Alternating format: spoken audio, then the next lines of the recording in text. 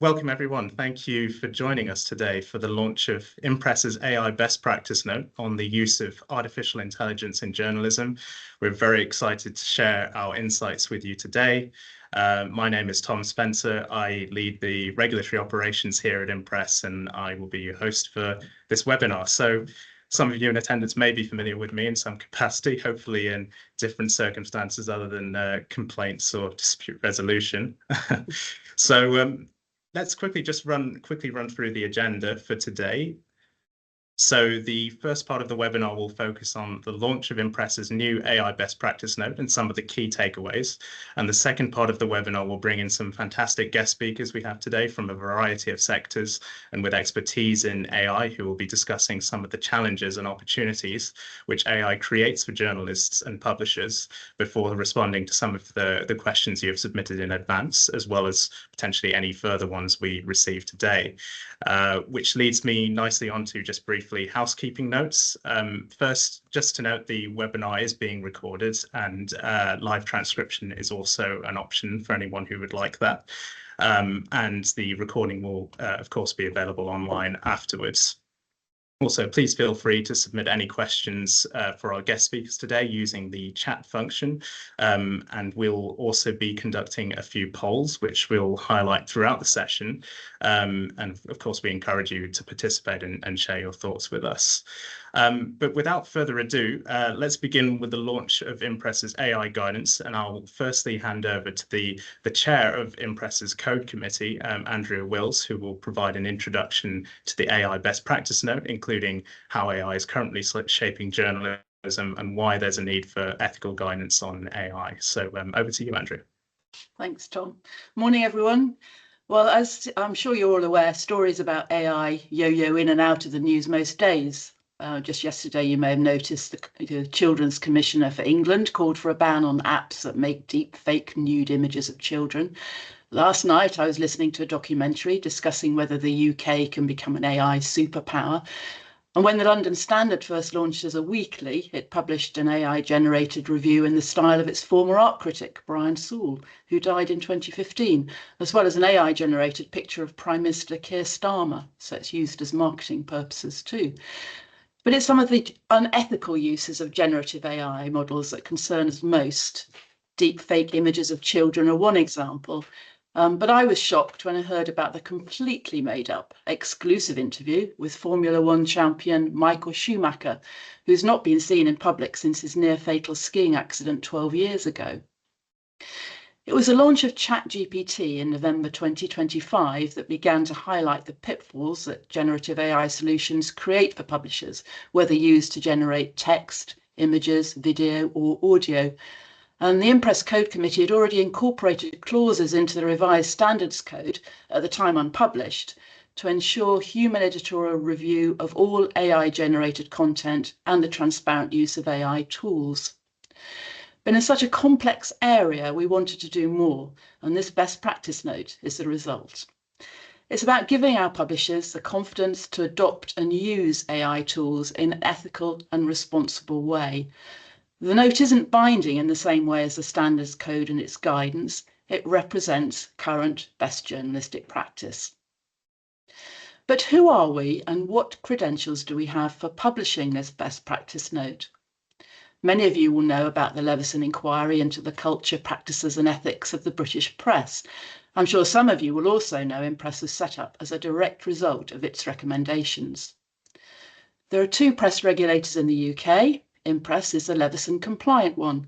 We're very proudly the UK's Royal Chartered Recognised Press Regulator, first recognised in October 2016 by the Press Recognition Panel.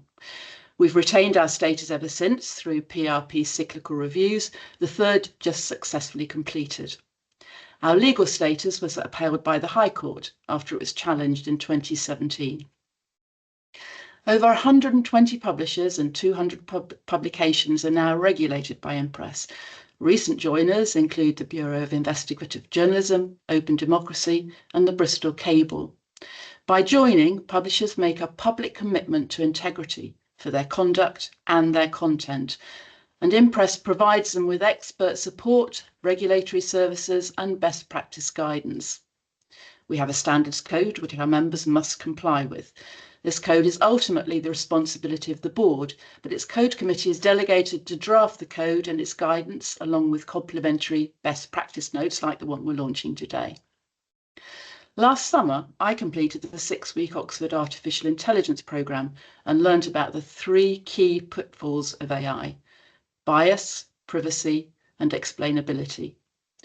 It follows from them that the key ethical challenges of using AI in journalism include accuracy, bias and discrimination, privacy, and transparency. I'm sure we'll hear more about all of these from Tom and our speakers shortly. So I'll conclude on an optimistic note. When asked about the future of journalism, a course tutor on the Oxford AI programme said he was confident our profession won't be automated away by AI. This is simply because the AI finds it very problematic knowing what is truth and fact, something we need to remember in our daily working lives. So that's it from me. I hope you enjoy the best practice note, you find it useful. Tom will provide more detail about it, and I'm sure we'll have an interesting discussion later too. Thanks a lot. Thank you very much, Andrea. So before we move on to the key takeaways from the AI best practice note, this seems like a good opportunity to bring up our first poll. And the question is, how are you using AI today? So we'd like to now invite you to submit your answers to this poll. There should be, I believe, a link available in the chat. Yes, so please do start submitting your responses and we'll have a look. There should be a QR code as well there, if that's easier.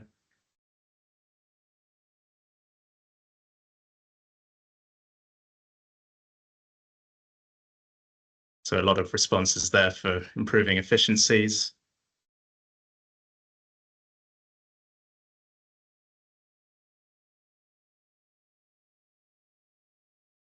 A little bit of a mix there with content generation for ideas, also quite a popular one.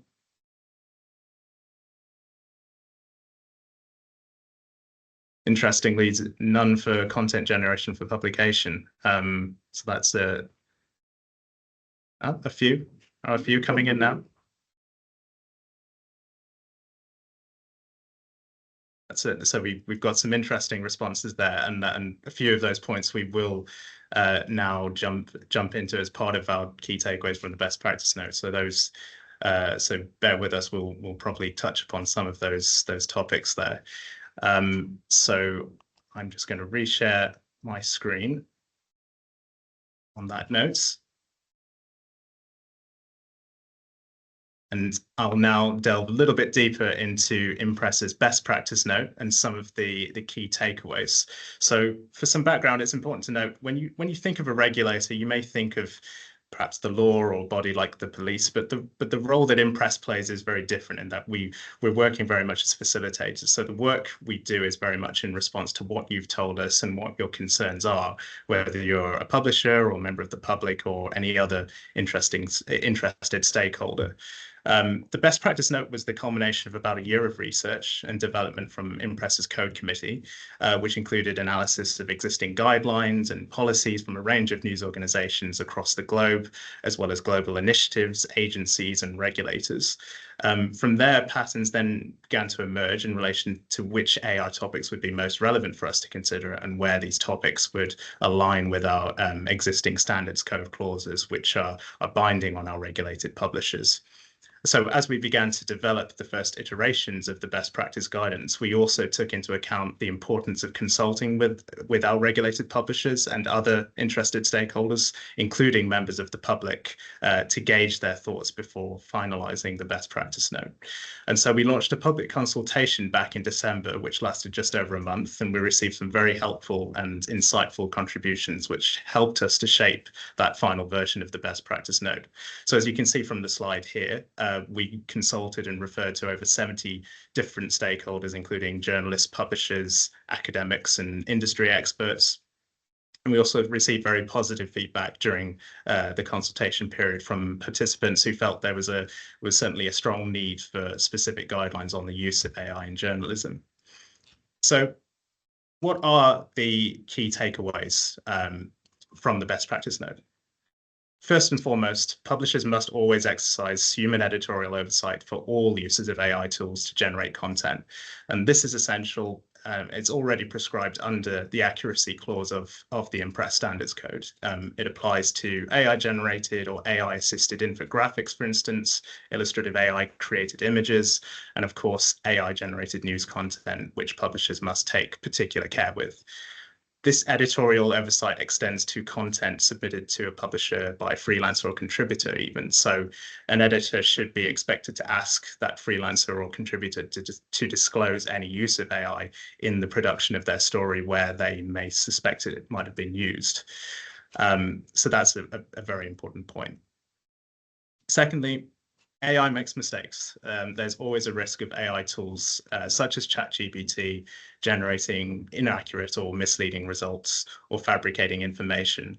This, as you may know, is often referred to as AI hallucinations. So another key takeaway here as a means of avoiding this risk of creating AI hallucination is that publishers should not rely solely on AI tools for research purposes. And this is very much in alignment with what the accuracy clause of the Impress Standards Code states in relation to those taking those reasonable steps to ensure accuracy. Publishers should be considering the reliability of the source being used, in this case, an AI tool, and should make attempts to corroborate or verify the information against other sources. So if publishers decide to publish AI-generated content, they should really bear in mind the nature and accuracy of the material and judge its potential to impact or mislead audiences. Next, avoid using AI tools to generate photorealistic images, videos, or speech depicting real-life people or actual events. We advise that publishers should be using authentic media, whether that's photographs, videos, or audio. However, if a publisher does decide they want to use AI-generated media, then they should be clearly and prominently labeled, much like perhaps stock imagery is used in articles. So the key here is in ensuring that you don't knowingly give people a false or misleading impression of events. One example of where readers could be misled is where an online article is published and it includes an illustrative AI-generated image with appropriate and clear prominent labeling, but then an associated social media post of the article is then automatically pulled from that article and published featuring that AI-generated image, but without the labeling. So publishers should be taking factors like these into account should they ever decide to publish any AI-generated media. Another very important takeaway, but arguably the most important, is that publishers should be transparent about their use of AI tools to build trust with their audience. Firstly, in relation to indicating AI use in articles, for example, publishers should attribute their use of AI in content generation of all types, the form of which should be at the publisher's discretion. This could be an AI logo, AI-assisted reporter byline, or other appropriate labeling method. If possible, in accordance with Impress's attribution and plagiarism clause, publishers should also take reasonable steps to attribute the originator of the content. And that's bearing in mind that all AI content is based on someone else's work and is not original material. When it comes to the precise way in which AI use is indicated, this is, of course, at the editorial discretion of the publisher. Ultimately, labeling should be proportionate and relate to the editorial significance of the AI-generated content. So with this in mind, publishers are expected to declare their use of AI for generating content, assisting in reporting or influencing editorial decisions, but they're not expected to declare the more basic uses of AI, such as spelling or grammar checks. Secondly, publishers should be publicly transparent about their use of AI tools. So this means disclosing how AI tools are used in news reporting, including the purpose and scope of tools and any limitations or risks they may carry. But our intention here isn't to place a sort of administrative burden on publishers. The disclosure should just be concise, and it should really primarily address the impact AI tools have on a publisher's news gathering process, editorial decision making, and published content. A further takeaway from a privacy standpoint is to think twice about what what you input into generative AI tools.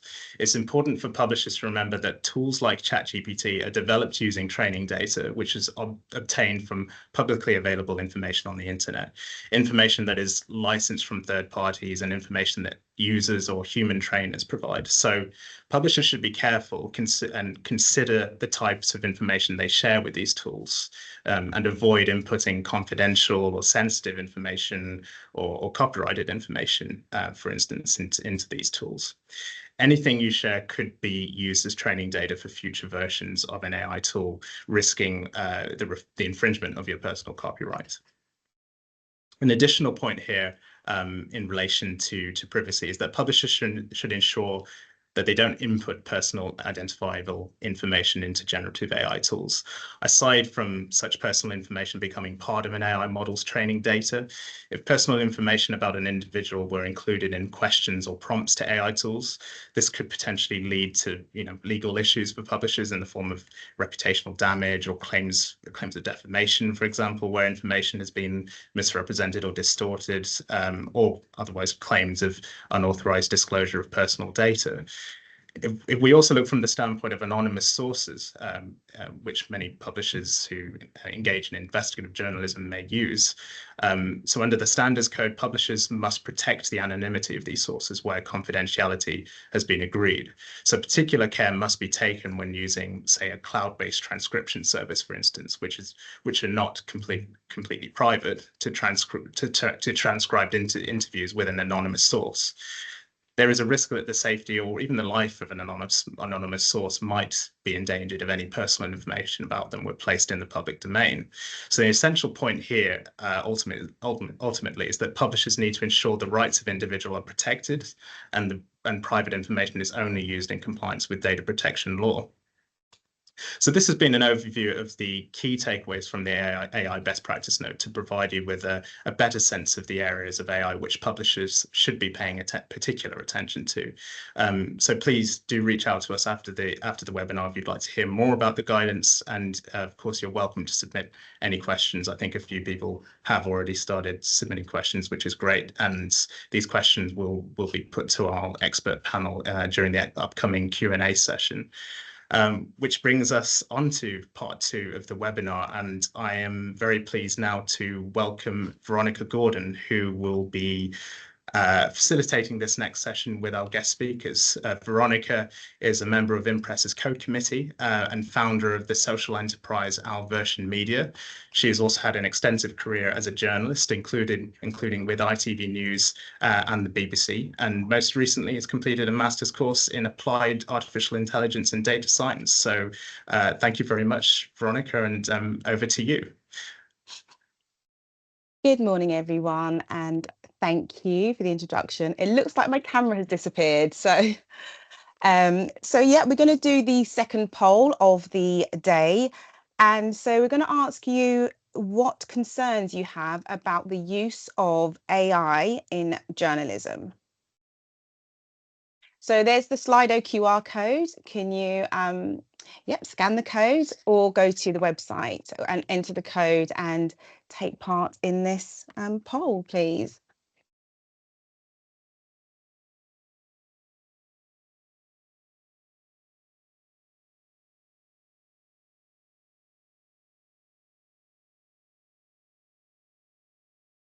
Oh, fantastic. There's some great concerns coming in. Veronica, would you like to sort of tell us a bit about what your maybe principal concerns are about the use of AI in journalism are in the meantime while we get these responses in? Yeah, of course. So for me, I think one of the main concerns is the ease of being able to be misled, and for journalists also to be misled with how authentic some of this AI generated content seems. And tech team, if you could try and restart my camera, please, that would be fantastic. Right, we just got a few more seconds to get a few more of these coming in. Oh, fantastic. Breach of confidentiality. That's a great one. And Tom has touched on that with regards to being careful as to what you put into Gen AI. Okay, we've got 2 more people typing, and then we can close the poll. Bias. Yeah, bias is a really strong one as well, one to really be wary of. With AI, with Gen AI being trained on information that's already out there, we've got a big risk of the content that you get contains a lot of bias. Okay. Veronica, the team's working to get your camera up, but I think we're having some difficulties. So if you're able to use your phone camera as an alternative, that's an option. Otherwise, we can continue. Okay. Well, thank you for everyone for taking part in the poll. So we are going to now move on to the expert speaker session, and I am delighted to introduce our speakers. First of all, we have Matthew Eltringham from a BBC senior advisor on editorial policy. Now, Matthew has been a journalist working across BBC News and current affairs for almost 30 years, covering many of the biggest stories of the past 3 decades. He initiated the innovative use of user-generated content in 2004 and was instrumental in the early development of the BBC's activity across social media. Matthew now has a senior role in the BBC, advising journalists and other digital, audio and video content creators on the editorial standards guiding their work. He has a particular expertise in the use of generative AI, having devised the BBC's first set of editorial guidance, which now frames the BBC's evolving use. Matthew also plays a key role in both the creative application and governance of Gen AI across the organisation. Welcome, Matthew. And on to our next speaker, I'm going to introduce Krishna Sood. Krishna is a senior leader and assistant general counsel at Microsoft. Sorry, Veronica. Is it all right if we have Matthew speak first? Presentation. We'll move on. Yes, of course. Yeah. So we'll give Matthew 5 minutes for a presentation. Thanks very much, Veronica. Thank you, everybody, for coming to listen to us. I was really interested in the outcomes of both of those 2 polls, because I think there's a growing consensus in many areas around the use of AI. I mean, the first point in the first poll, the point about using AI to generate newsroom efficiencies, absolutely, that's essentially where we are at the BBC, and in the concerns around accuracy and bias. I was also really interested in the point that was made in that word cloud around understanding the issues that we cover less. Because it feels like there is a risk that we might be handing over our journalism, or there is a potential risk that we could be handing over our journalism to AI. So the way that just my sort of first really interested observations about those 2 things. But the way that the BBC the BBC's response to AI is very similar actually to the way to the Impress note.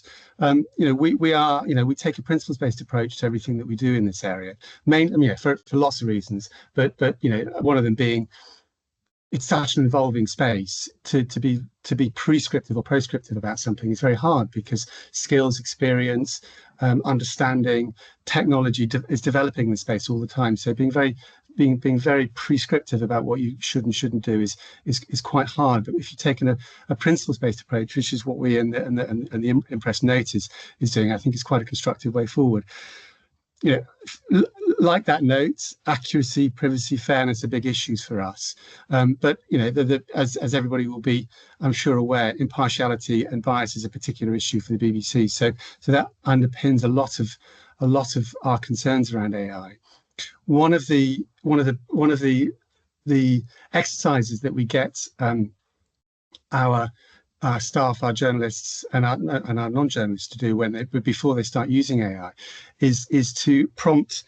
We're using Copilot a lot, but ChatGPT or any of the AIs to prompt the AI to create an image of a sailor on a bike. Now we've done this a lot over the last year, and I guarantee you, if you put that prompt into your whatever AI you're using, ChatGPT, Copilot, whatever, Gemini, whatever, you will almost 98 times out of 100, you will get a white male wearing a Jean-Paul Gaultier style sailor's outfit on a bike that looks sort of roughly like a Harley Davidson. Almost certainly he will have a bit of designer stubble on his chiseled jaws, and I think it's a crude point I'm making, but it's a fundamental point about the points that have already been highlighted in this about the biases within AI, and that's one of the reasons why we are where our main focus is around the inefficiencies rather than generating or creating content. Because for us, we're quite explicitly in our guidance the instructions that bar some exemptions, we wouldn't use AI to directly create content because of the accuracy and the bias problem. But there are other issues as well. Now the sort of things that we might do to use it, we might do in creating content. In creating content might be to anonymize people. We would, there are particular AIs that we use if we're looking for source protection. We might use a very carefully chosen AI to anonymize what they look like and even what they sound like. We're looking at using AI to anonymize people's voices, but maintain the kind of the authenticity of their voice while protecting their anonymity. But we wouldn't use it to replicate the voice of other individuals. So, for example, there's a really interesting interview by a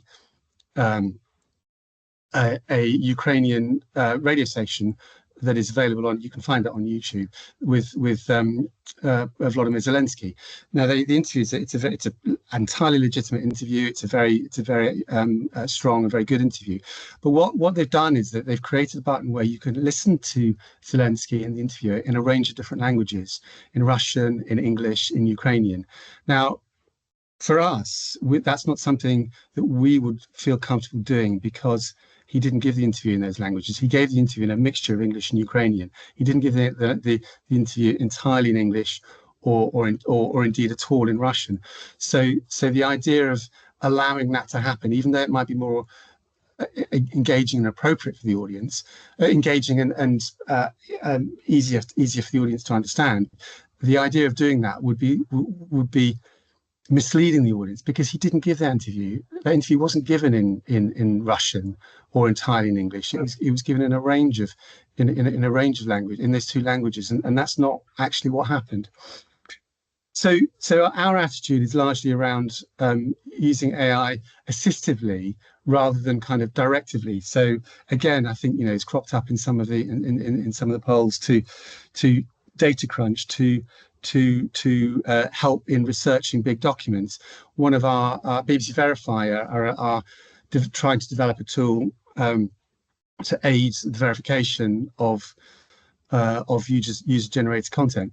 Always, again, as the Impress guidelines, the Impress note emphasises, with a human in the loop. Transparency is a really important issue for us, and we talk about direct and indirect transparency. So whether we need to be transparent at the point of consumption of the content, or whether we are transparent around transparent more generally in a kind of this is how a Q&A document elsewhere on the BBC around how we use AI. There's lots more to talk about, but fundamentally, the two key points that for us is: we must never use AI in a way that's materially misleading the audience, but also we want to use AI creatively, but we don't want to use it at the expense of human creativity. And I think those are the two key principles that we're kind of driving forward in our day-to-day use of AI. Matthew, thank you very much.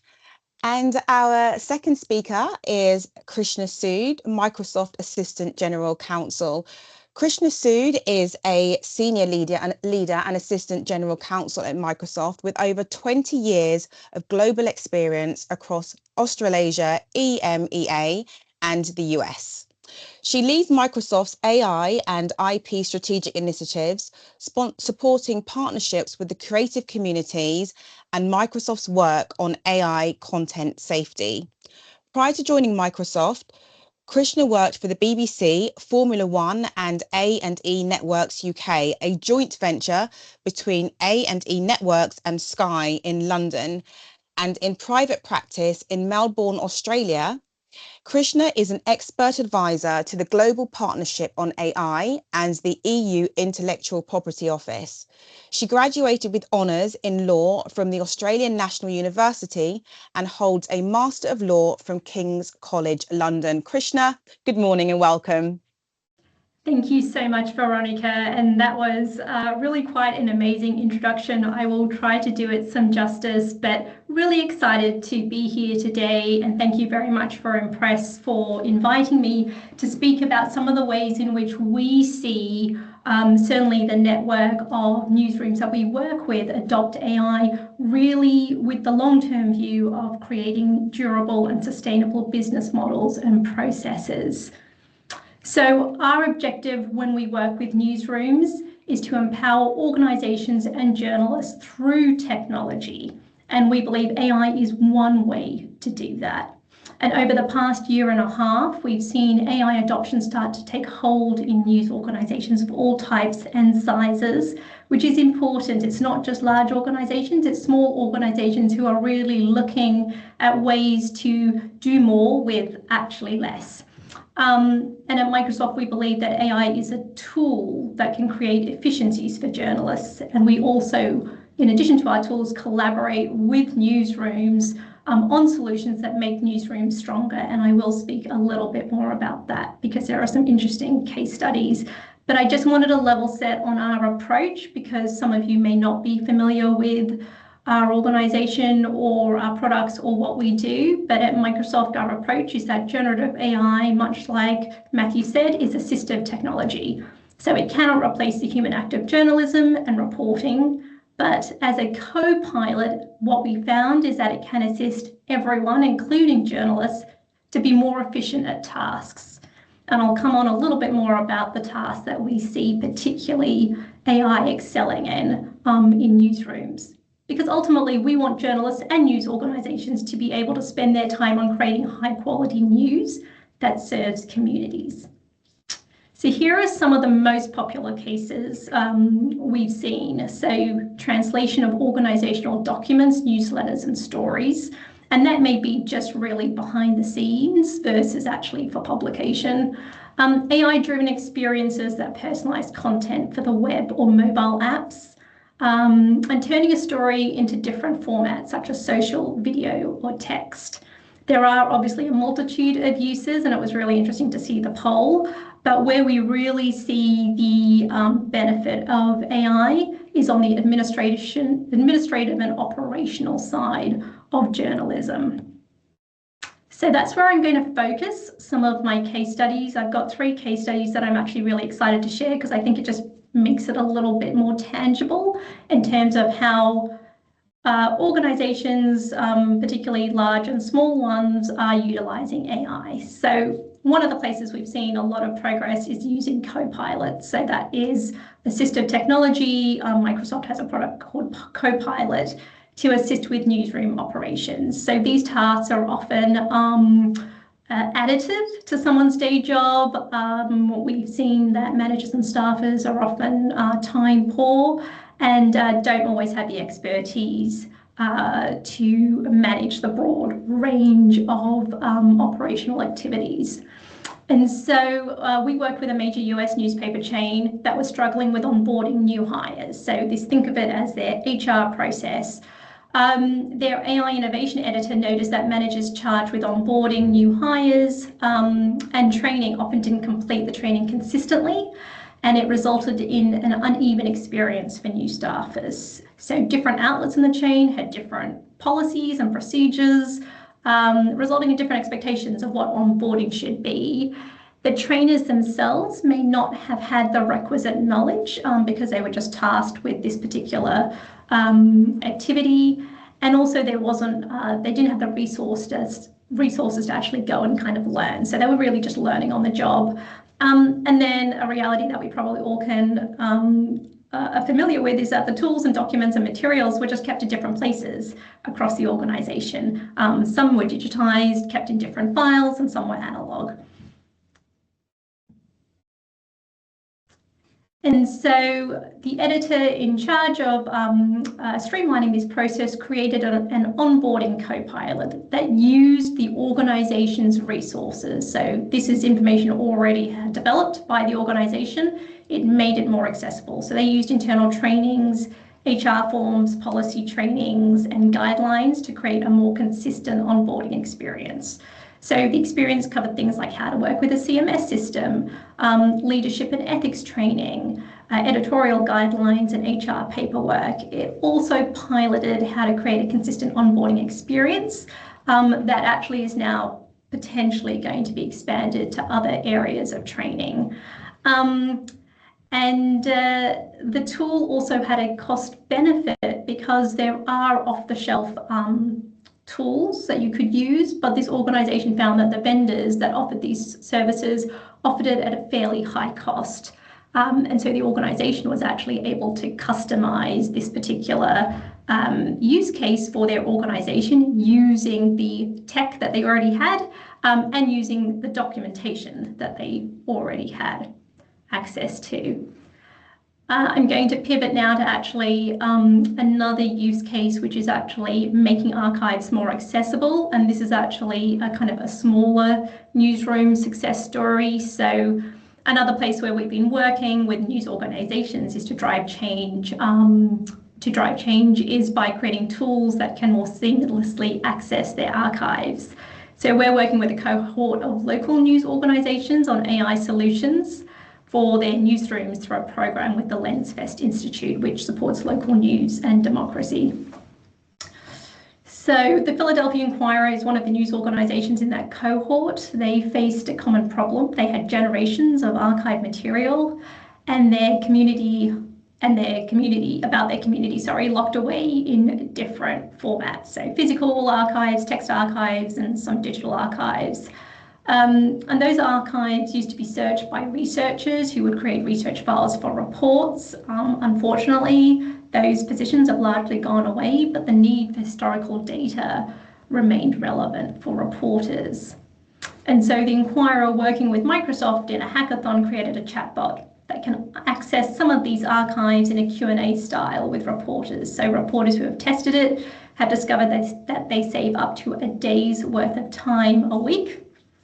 It responds to vibe-like questions such as why a sports team stinks with fact-based research. It is trusted because it points only to the Inquirer's archive, so it isn't pulling results from the wider web, it's pulling results from the data that it's been grounded in. And so that meant it was more relevant to the reporter's work. And across the newsroom, the staff thinks that they could aid in the production of up to 450 stories per week. And so they're evaluating how to potentially make this available for customers or subscribers as a way to access or for the public to access historical stories. And then just lastly, because I'm conscious of time, this is just a more general example of agents. I'm sure you've actually heard a lot about AI agents, and so a way that we found newsrooms are using AI agents is to create workflows that address a variety of tasks faster, so streamlining operations and news gathering. So internal agents for organisations can help journalists access troves of internal information quickly. So here are some of the use cases that we've seen working with partners. An IT help desk agent can help connect guests to Wi-Fi, borrow laptops or chargers. A media planning agent can surface upcoming advertising campaigns for editorial or marketing staff. And metrics agents can perform daily, monthly and weekly analytic reports on key performance indicators. And these are just some examples where news organisations are creating agents, but they can also extend to questions about internal policies. And across all of these agents, we're seeing organisations create ways to make sure that information is shared within the organisation and not so siloed. And with that, that was my last slide, but just thank you and look forward to the question session. Krishna, thank you very much. And I'm going to introduce the third and final panelist, our expert speaker. Peter Jukes is a journalist, author and screenwriter, and the co-founder and executive editor of Byline Times. He has written regular investigative reports, features, profiles, interviews, and commentary for The Independent, New Statesman, Prospect Magazine, The New Republic, and Aeon Magazine. Peter also became one of the UK's most authoritative commentators on the News International phone hacking scandal and the Leveson inquiry through his TV appearances and regular columns. Peter, welcome. Thank you, and thanks for inviting me. I'm here to learn as much as I and to say anything. I thought it may be handy, since I run not on my own, I must say, and I'm not the chief editor, but I sort of founded and the executive editor of Byline Times, to give some practical examples of where AI, or I would prefer to call it large language models, for the reason you'll see in a moment, the kind of problems but also opportunities it can bring us. Now, I became a journalist only about 12 years ago, and I used to write about tech for the New Statesman. And when 30 years ago, I wrote a review for them of a grammar checker, and I went and I used an example. Italo Calvino, the great Italian novelist, had written a book called The Literary Machine. And what I realized then, I think we're all realizing, is that you know, over 100 years, 150 years, we've automated manual labor. We're now automating a lot of mental labor, and that's what a grammar checker does. And in a way, we can argue about it, all AI is a huge spell checker. I'm trying to think a good example of this is, you know, the usefulness of it is that I have started to develop a application on ChatGPT, because ChatGPT is very good at replacing coders. It'll replace a lot of work, but it'll probably replace a lot of tech people first, hence all those pictures of sailors with beards, because they're desperate for more work in sailing, maybe. And I, for the last 3 weeks, have been trying to get it to develop our house style. Now, our house style is very specific, set up by Hardy Matharu, very specific thing about capitalizations, plurals, emotive terms. It's really, really complicated. And actually it did quite a good job if you just pasted it in and it would look for those errors. But I've tried to get it to develop a web app, and it promised it in a day. We're 3 weeks on, we're nowhere close. So I think I'm doing a lot manually. And so what ChatGPT is, like a very eager intern who spends a lot of time lying to you. You say, oh, it's going to be fine, it's fine. Oh, you're doing really good. And promises more than it can deliver. And I think that is a kind of where we are with the hype around AI or large language models. So the other key thing about large language models is they are kind of anti-news. Why are they anti-news? Because they are all based on the past. All the information that ChatGPT or DeepSeek made based on is provided by us. Not just our copyright, but it's new stuff. The thing about AI, it is a probability machine. So it's most likely the next thing, hi, how are you doing?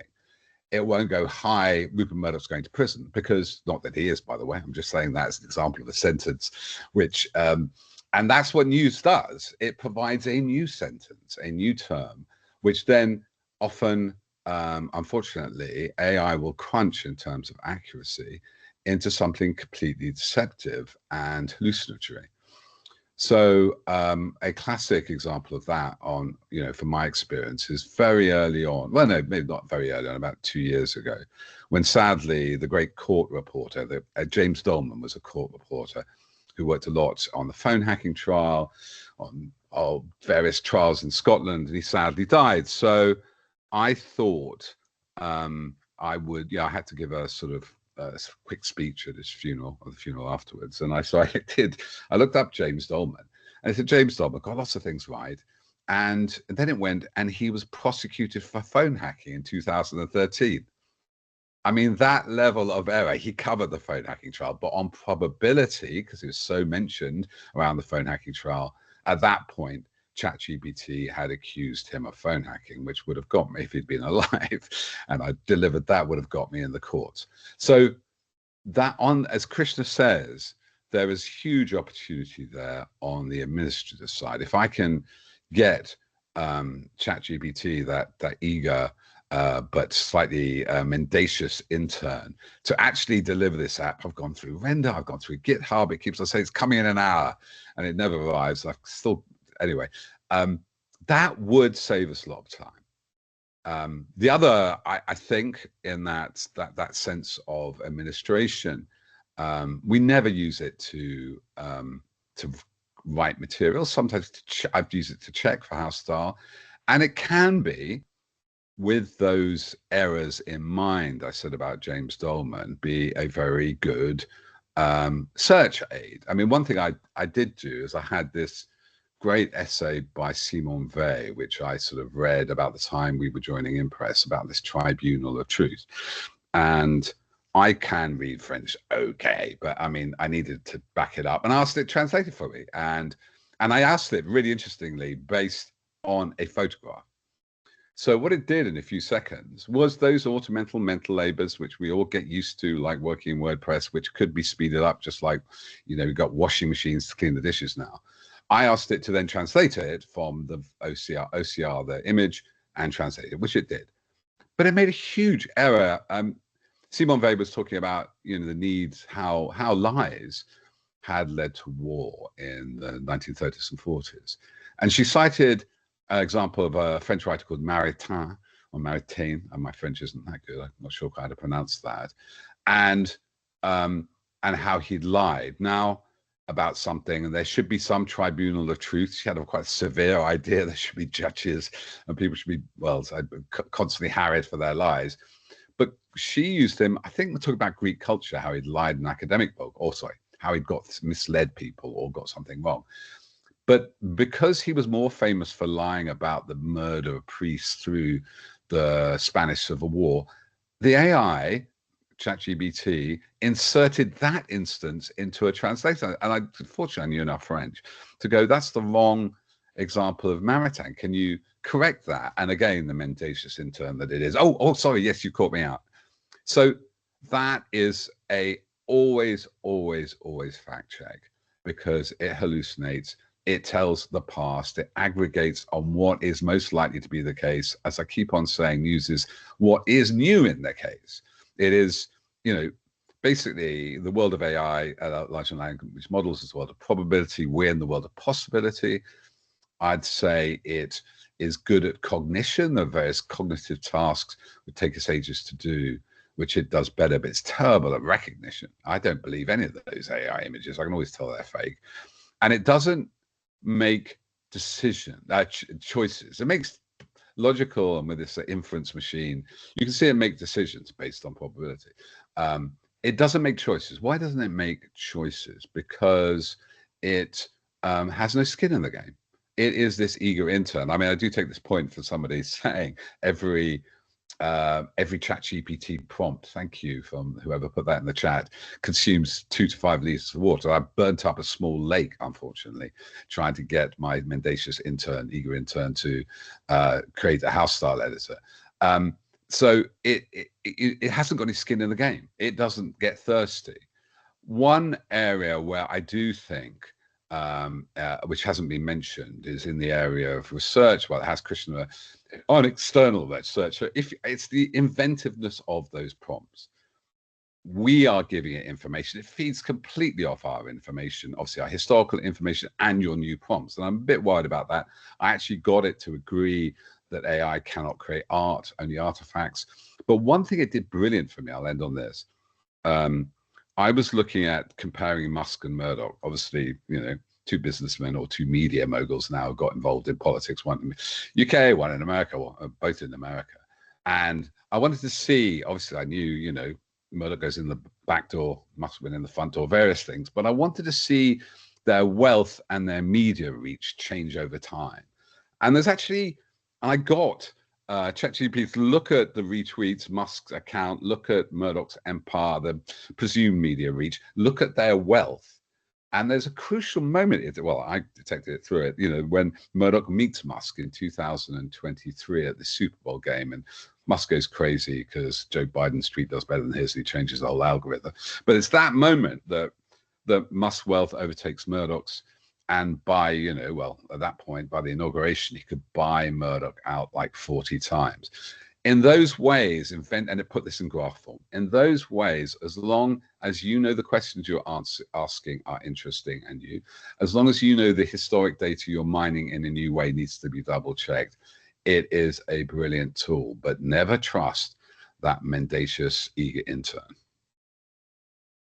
That's fantastic. Peter, thank you very much. So I'm going to invite all the speakers onto the screen. And we've got just a few minutes for questions. And I'm going to take a question from Christian. And Christian, I'm going to address this one to Matthew and Krishna. Christian has asked, isn't the risk not just in AI content creation, but in AI setting the news agenda and deciding what is important? Matthew, over to you first. Yeah, 100%, absolutely 100%. I mean, as evidenced by my sail on a bike bias issue, I think that if we are subcontracting our editorial decision making to, if I can be slightly disparaging, to a bunch of West Coast tech bros who have designed the algorithm, I think that's a real problem. We should be making our own editorial decisions. I mean, editorial independence for all of us in this room is hugely important. And subcontracting that to AI, allowing AI to come up with ideas and suggestions for stories, I think is quite challenging. Even though there might be, a human oversight on it, and you say, well, I like that idea, but not that idea. What you have to remember is those ideas are coming from a certain part of the forest, not the entire forest. And I think that's a real problem. Can I just give Peter huge credit for it? I love his analogy of mendacious intern. I think that's brilliant. I think it's absolutely brilliant. That's fantastic. Matthew, thank you very much. And Krishna, how about you? Isn't the risk not just in AI content creation, but in AI setting the news agenda? So if I understand the question, it may be, or perhaps if I reframe it, it's AI experiences that are presenting content either as if it's news or selecting the content that is surfaced in response to a prompt, if I've understood the question correctly. And I think there are several kind of ways to look at it. So one, particularly with respect to Microsoft's Copilot, it's really an evolution of search. So we ran a series of studies that showed that a third of users looking for content on the web, they know exactly what they're looking for. So if they want bbc.com, that is where they want to go. So that's really quite straightforward. Traditional search works well for that. A third of users are looking for information. So what is the weather today in my part of the world? So they're not as focused on the source, but they know the information they want. And then a third of users are looking for content that is research-based, and that's where traditional search falls down because it actually takes a lot of time to run multiple queries.